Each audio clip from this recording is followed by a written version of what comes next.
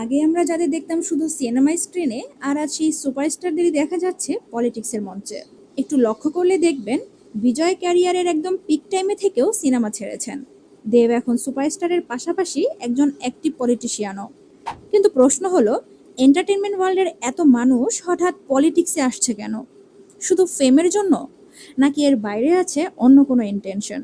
আজকের ভিডিওতে আমরা জানবো কেন একের পর এক সুপারস্টার ধীরে ধীরে সিনেমা থেকে পলিটিক্সের দিকে ঝুঁকছে, আর এই ট্রেন্ড ভবিষ্যতে পুরো এন্টারটেনমেন্ট ইন্ডাস্ট্রিকে কতটা বদলে দিতে পারে। আসলে একটা সময়ের পর অনেক সুপারস্টার হয়তো বুঝতে পারেন, সিনেমা মানুষকে পপুলারিটি দিতে পারে, কিন্তু পলিটিক্স দিতে পারে রিয়েল ইনফ্লুয়েন্স।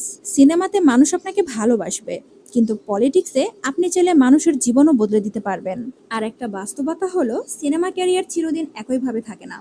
আজ হিট, কাল ফ্লপ, অডিয়েন্স টেস্ট বদলায়, ইন্ডাস্ট্রি বদলায়।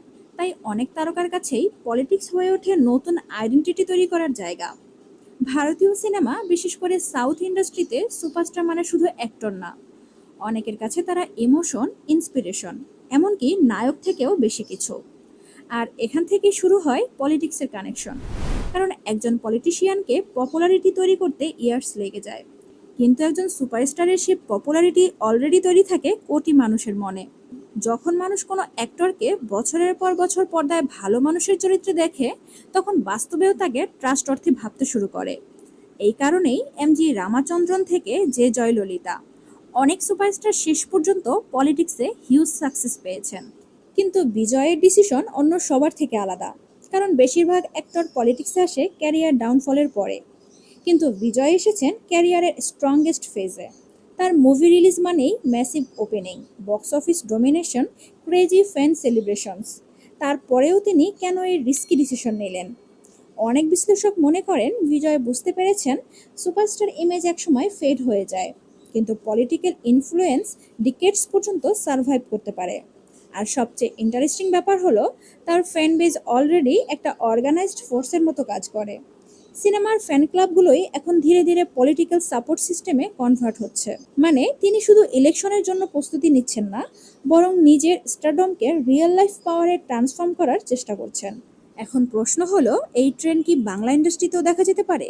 কারণ দেব অলরেডি পলিটিক্সের বড় মুখ। একদিকে তিনি সুপারস্টার, অন্যদিকে অ্যাক্টিভ রাজনৈতিক ব্যক্তিত্ব। আর ইন্টারেস্টিং ব্যাপার হলো, তার পাবলিক ইমেজ এখন শুধু অ্যাক্টর হিসেবে না, বরং একজন ইনফ্লুয়েন্সিয়াল পাবলিক ফিগার হিসেবেও তৈরি হচ্ছে। অন্যদিকে জিৎ এখনো পুরোপুরি ফোকাস রেখেছেন সিনেমাতেই, কিন্তু পপুলারিটি, মাস কানেকশন, অডিয়েন্স লয়্যালটি, এসব দিক থেকে তিনিও কম শক্তিশালী নন। তাই ভবিষ্যতে বেঙ্গলি সিনেমা থেকেও বড় কোনো পলিটিক্যাল এন্ট্রি আসতেই পারে। তাহলে আসল প্রশ্নটা হলো, সুপারস্টাররা কি শুধু অভিনয় করেই থেমে থাকতে চায় না, নাকি এখন তারা রিয়েল লাইফ ইনফ্লুয়েন্স আর পাওয়ারের দিকেই বেশি ঝুঁকছে? আর আপনার কি মনে হয়, বিজয়ের এই ডিসিশন কি স্মার্ট মুভ ছিল, নাকি অডিয়েন্স তাকে সিনেমাতেই বেশি দেখতে চাইতো? সিনেমার সুপারস্টার থেকে এবার তামিলনাড়ুর মুখ্যমন্ত্রী। এখন দেখার পালা, রিয়েল লাইফ লিডারশিপে বিজয় কতটা ইতিহাস তৈরি করতে পারেন। আর যদি এই ট্রেন্ড এভাবেই চলতে থাকে, তাহলে ভবিষ্যতে টলিউডের দেব বা জিতকেও কি পুরোপুরি পলিটিক্সের ময়দানে দেখা যেতে পারে? কমেন্টে আপনার মতামত জানান।